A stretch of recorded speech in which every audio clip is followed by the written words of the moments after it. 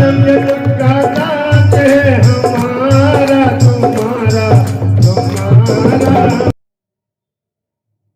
अब बब्बाजू साइड हो गए, अब लगे ओम जय अम्बे गौरी जय श्यामा गौरी तुम बिन जन लगे आरती।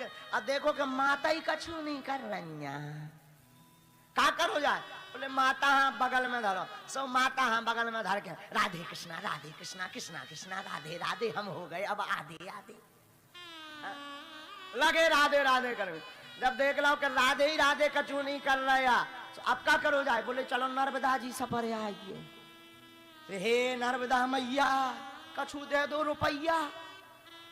हाँ अब लगे नर्मदा मैया कछु दे दो रुपया, चल नहीं रही नैया, नौका नैया चल नहीं रही, बार बार निवेदन। और जब देखो कि नर्मदा मैया कछु नहीं करे, बोले साहब खतरा है, सो उन्हें धर्म ही बदल ला, बोले का बोले हरी रो चादरा चल, हाँ धर्म ही बदल देते हैं। अरे इन्हें कौन समझाए भैया, आप राम जी को मानते, श्याम जी को मानते, ठाकुर जी को मानते, कृष्ण को मानते, राधा जी को मानते, प्यारी जी को मानते, श्री जानकी जी को मानते, माँ वैष्णो मैया को मानते, विंध्यवासिनी को मानते, बागेश्वर धाम को मानते, बालाजी को मानते। एक जगह टिके रहो, एक जगह टिके रहोगे, एक ही साध है सब सदे, सब साध है सब जाए, एक ही पकड़े रहो कल्याण हो जाएगा। अरे और क्या बता दें, श्री मधुकर साहब जी का एक और पावन चरित्र है। एक बार अकबर के दरबार में सब राजा गए, महाराज मधुकर साहब जी गए, वहां पहुंचे तो राजा ने घोषणा की, सुनो अकबर ने, अगली बार अगर कोई तिलक लगा करके आया तो सिर काट दिया जाएगा। तो और जितने राजा थे वैष्णव वो सब डर गए, सब राजाओं ने तिलक त्याग दिया उस दिन, लेकिन आप तिलक लगा करके ही प्रवेश किए। तो सब कहने लगे भाई तिलक मिटा दो, आज अकबर ने घोषणा की है कि अगर आप तिलक लगा करके प्रवेश किया तो सिर काटा जाएगा। और जैसे ही राजभवन में प्रवेश किया मधुकर साहब बोले कोई बात नहीं चलो। अंदर गए तो अकबर कहता तुम्हें शर्म नहीं आती, तुम्हें भय नहीं मरने का, तुम्हें मृत्यु का डर नहीं, तुम्हें मौत का डर नहीं है क्या? मधुकर साय आंखें बंद करता है कि तिलक के लिए एक बार नहीं 50 बार भी अगर सिर को कटाना पड़े तब भी सस्ता है। संस्कृति के लिए, सनातन के लिए, अपने ठाकुर जी को पाने के लिए भैया कोई भी उपाय करना पड़े। जो प्रेमी होता ना, जो प्यारा होता ना, जैसे राम जी प्रिय होते, जैसे श्याम जी प्रिय होते, वो फिर जगत की प्रीति नहीं देखता, जगत के बातें नहीं सुनता, जगत के बहकावे में नहीं आता, वो तो सब मर्यादा तोड़ करके गोविंद को पाने की चाह रखता। और जो केवल स्वार्थवश प्रीति करता उसकी तो राम जाने, उसे भगवान बचाए। देखो स्वार्थवश प्रीति ज्यादा दिन तक टिकती नहीं है, स्वार्थ का प्रेम टिकता नहीं। प्रेम में स्वार्थ अगर व्याप्त है तो कब तक टिकेगा? जब तक स्वार्थ की पूर्ति नहीं। तो जहां स्वार्थ की पूर्ति हुई सोई जो है प्रेम घटने लगता। लेकिन भक्त का भगवान के प्रति प्रेम अगर निस्वार्थ भाव का हो और निष्ठा हो, हाँ? देखो प्रेम के साथ साथ अपने इष्ट पर निष्ठा रखना बड़ा आवश्यक है। अपने इष्ट पर खूब निष्ठा रखो। इष्ट बोले तो अपने भगवान, इष्ट बोले तो आप जिन्हें मानते, इष्ट बोले तो जिनकी आप पूजा करते, इष्ट बोले तो जिनके सुख में और दुख में स्मरण आता। गुरु भी हो सकते हैं, कोई संत भी हो सकता, कोई महापुरुष भी हो सकता, और भगवान तो हो ही सकते हैं। इसलिए अपने इष्ट पर विशेष निष्ठा रखो।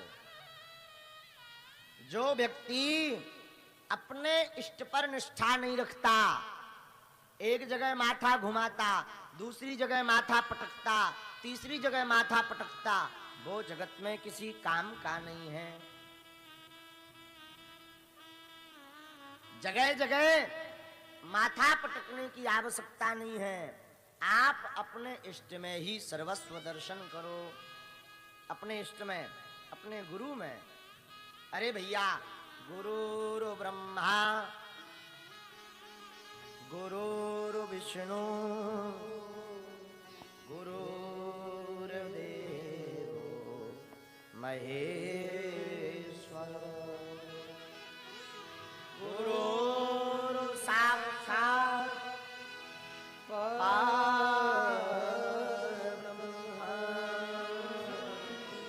तस्मै श्री गुरुवे।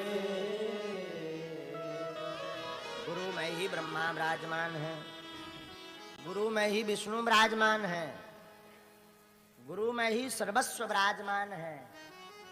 इसलिए अपने गुरुदेव पर विशेष निष्ठा रखो, अपने भगवान पर। अब क्या बताएं भैया। और देवता चित्त न धरई हनुमत से सर्व सुख कर। और देवता चित्त नहीं रखते, परंतु हनुमान जी सर्व सुख प्रदाता हैं। अरे ये वही हनुमान जी हैं। चारों युग परिताप तुम्हारा है परिसिद्ध जगत। हनुमान जी का चारों युगों में प्रताप है। ऐसा कौन सा युग में है जिसमें हनुमान जी का प्रताप ना हो? राम जी में, श्याम जी में किंचित मात्र भी अंतर नहीं।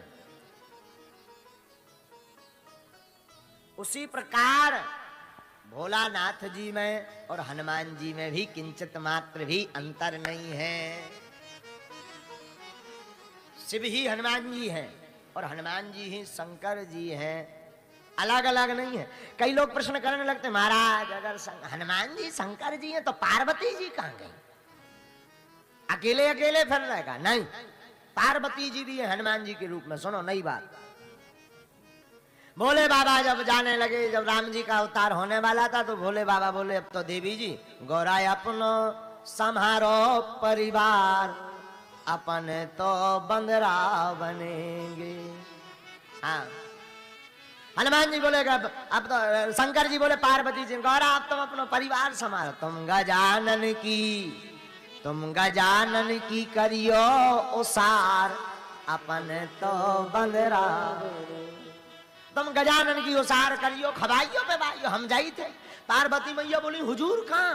शंकर जी बोले अब तो हम बंदरा बन में डाल से उ डाल पे उछल भी। पार्वती मैया बोली महाराज हम तुम्हारे बिना ले ना पावी, तुम बंदरा हम बंदर क्या? हाँ, तो शंकर जी बोले नहीं नहीं नहीं, गड़बड़ हो जाएगा। क्या गड़बड़ हो जाएगा? बोले दरअसल क्या है कि इस बार हम ब्रह्मचारी रूप में जा रहे हैं। हमारा जो 11वां रुद्र अवतार होगा ब्रह्मचर्य का पालन करके होगा, तो तुम जा नहीं सकती। पार्वती मैया बोली महाराज ब्रह्मचारी बने रहा, लेकिन तुम बंदरा हम बंदरिया, क्या दिक्कत है? देखो हनुमान जी बंदर जैसे दिखते नहीं, बंदर है नहीं ना। इसमें भी किम पुरुष है हनुमान जी, कौन है ये पता ही नहीं। बंदर है कि इंसान जैसे हैं कि कैसे हैं, जो जिस भाव में देखे वैसे ही भाव में हनुमान जी दिखाई पड़ते हैं। लेकिन गोस्वामी जी ने तो कहा वानराणामधीशम, बानरों के राजा तो हैं। तो हनुमान जी बोले, शंकर जी बोले अब तो हम बंदरा बनेंगे, हनुमान जी बनेंगे। तो कई लोग पूछते हैं कि अकेले बने, पार्वती कहाँ है? अरे जब जाने लगे तो शंकर जी बोले कि वैसे तो हमें बंदर बनना है, दो की जरूरत नहीं, एक ऑप्शन है। पार्वती मैया बोली वही ऑप्शन बताओ ताकि हम साथ रह सके। शंकर जी बोले हम बनेंगे बंदरा, तुम बनो हमारे बंदर की पूंछ।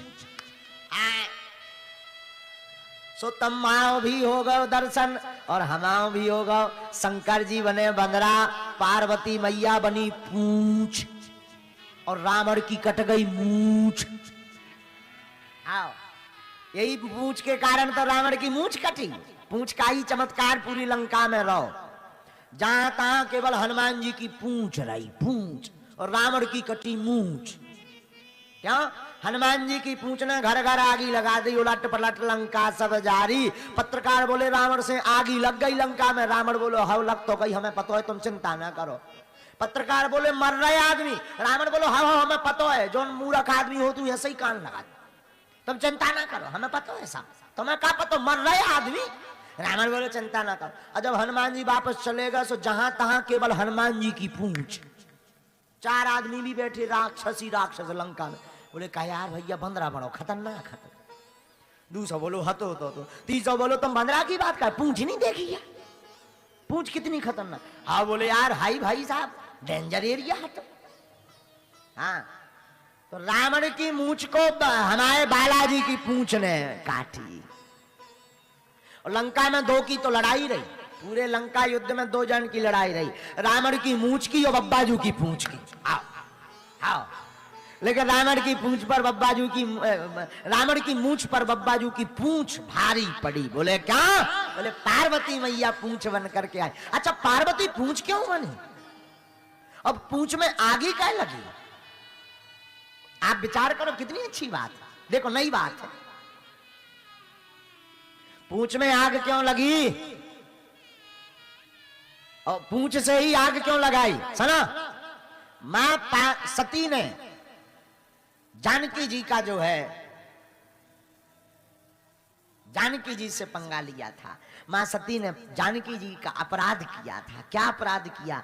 जब राम जी वन में जा रहे थे, शंकर जी कथा सुन करके जा रहे थे, तो मां सती जानकी का भेष धारण करके गई थी। तो जानकी का अपराध किया और जानकी जी को निवास राम जी ने दिया था। तुम पावक मह करहु निवासा, तब लगी करहु निशाचर नासा। तो जानकी जी अग्नि में विराजमान थी, तो मां सती ही पार्वती बन करके आई और पार्वती मैया माफी मांगने के लिए ही अपनी पूंछ में आग लगवा करके जानकी जी से माफी मांगती।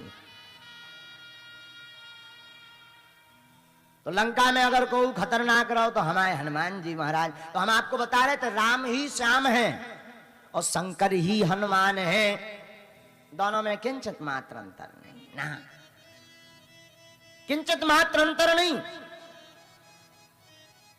बिल्कुल भी अंतर नहीं, दोनों एक हैं। आहा क्या कहना भैया। एक बात और बुरा मत मानिएगा, कान खोल करके सुनिए। भगवान की कथा, भगवान के बारे में वही जाने जह देह जनाई, जानत तुम्हें हो जाई। राम जी को वही जान सकता जिसे राम जी जना दे। कथा तो खूब सुनो, पर चित्त में तभी चिपकेगी जब राम जी कृपा करके तुम्हें अपना लेवेंगे।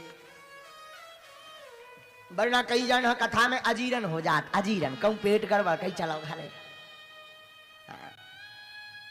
अच्छा एक बात और आप सुनना, कथा में आप जब तक बैठोगे तब तक आपको संसार की ध्यान नहीं आएगी। आती है? नहीं आती। कथा में तो केवल गोविंद की याद आती है, जगत का ध्यान आता है कथा के बाद। वृथा का स्मरण कथा में नहीं आता, और जो कथा सुनता है उसकी वृथा मिट जाती है, क्योंकि जन्म जन्मों का पाप, जन्म जन्म के दुख मिटाने वाली केवल भागवती कथा है। भागवत है कल्पवृक्ष। ऐसा कौन सा संसार में प्रश्न है जिसका समाधान नहीं? ऐसी कौन सी समस्या है जिसका उत्तर श्रीमद् भागवत रूपी कल्पवृक्ष में नहीं है? सब कुछ व्याप्त है, लेकिन सुनने की जरूरत है। सुनने का मतलब होता है श्रोता। कल हम कथा में श्रवण करवा रहे थे महात्मा में आपको, तो कल में आपने श्रवण किया धुंधकारी का कल्याण हुआ। गोकर्ण जी ने कथा सुना करके धुंधकारी का कल्याण किया, और धुंधकारी ने भागवत की महिमा भी गाई। धन्या भागवती वार्ता प्रेत पीड़ा विनाशिनी, प्रेत पीड़ा विनाशिनी। धन्य है भागवत की कथा। धुंधकारी कहते जो मुझ जैसे महापापी का तरन तारण कर दिया। अरे भैया, जब धुंधकारी जैसे महापापी तर सकत तो क्या हम आप नहीं तर सके? हम लोग भी तर सके अगर कथा सुने, जीवन में उतारे। तो आगे कथा क्रम में महात्मा में नियम बताया गया। जो कथा श्रोता हो वो 7 दिन तक ध्यान पूर्वक कथा सुनो। जो कथा यजमान बने, श्रोता है जो, नियम क्या है? 7 दिन तक ब्रह्मचर्य का पालन करना चाहिए। 7 दिन तक असत्य नहीं बोलना चाहिए कथा सुनने वाले। 7 दिन तक झूठ नहीं बोलना चाहिए। 7 दिन तक मिथ्या वाणी नहीं बोलनी चाहिए। 7 दिन तक द्वेष भावना नहीं रखनी चाहिए। जो आवे सो से भगवान रूप ही मानना चाहिए। और जो साप्ताहिक कथा सुने उन्हें 7 दिन तक भूमि में शयन करना चाहिए। भूमि मतलब जमीन। और हो सके तो उपवास रहें। हाँ, हो सके भोजनम तु वरम मन्ये कथा श्रवण कारिकम नोपवासो वरः प्रोक्तः कथा विघ्न करो यदि। अल्प भोजन करो। अगर तुम्हें बीमारी है, शुगर वगैरह भाई, तो कछु खा लो। इतना मत खाओ कि कथा के बीच में उठवो पड़े। इसलिए उपवास की महिमा है। कम प्रसाद में भटा और कुमड़ा नहीं पाना चाहिए। जब तक कथा सुनने तब तक गुरु मंत्र का जाप करना चाहिए अथवा 12 अक्षर का मंत्र का जाप करना चाहिए, तभी कथा फलीभूत होती है। और 7 दिन तक कथा जब तक होवे तो आरती के पूर्व विराजमान हो जाएं और ब्राह्म की आरती के बाद ही कथा से उठें। जो भगवान को पीठ दिखा करके जाता है उसके सभी पुण्य क्षीण हो जाते हैं। हम नहीं कहते, गोस्वामी जी कहते हैं, सन्मुख हो ही जीव मोह जब ही सन्मुख होए जीव मोह जब ही जन्म कोटि अघ नासहि तबहि जन्म कोटि नासहि तबहि जन्म